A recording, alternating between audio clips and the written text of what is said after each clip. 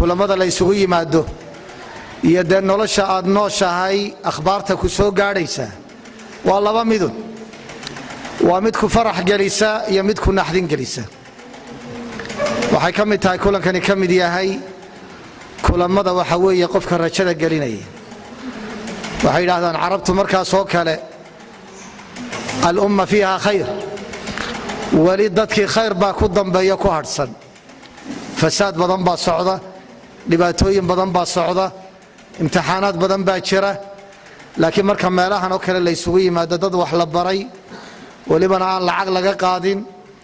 oo la isu kaashaday dhalinyaro waxa weeye mutatawica iskuuladii albaabadii loo furay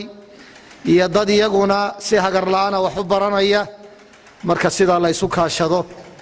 oo waxa bulshadu ay ku dhismayso weey bulsho waxay ku taagan tahay saddex tiir bay ku taagantahay tiirka koowaad waa dawlad danta ummadda u taagan danta guud u taagan tiirka labaadna waa dadka barayfadka ah ee dadka waxa weeye adeegyada kala duwan u diyaarinaya tiirka saddexaadna waa dadka mutatawiciinta ah ee si waxa weeye voluntary ee dadkooda iyo bulshadooda ugu shaqaynaya kuwa laftoodu waa kala duwan yihiin waxa ugu sii qiimo badan taa hadda gacanta lagu hayo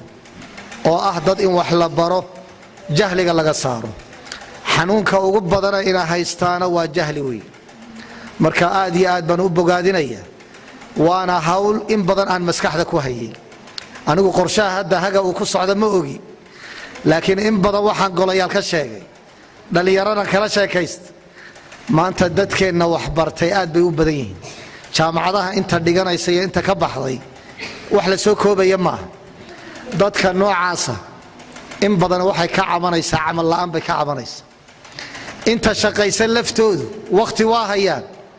maanta hadaynu helno 200 oo qof oo mid waliba uu yiraahdo isbuuci saacad baan bixinaya soo saacad la heli kar maayo 200 oo saacadood hadaynu halka soo dhigno 200 oo qof oo min saacad wiigi bixiya oo aqoon kala duwan leh oo 200 saacadood aynu halka dhigno waxaynu qiyaasaynaa muddo kooban in badan inaynu dadka ka saarayno jahliga ka saarayno Allah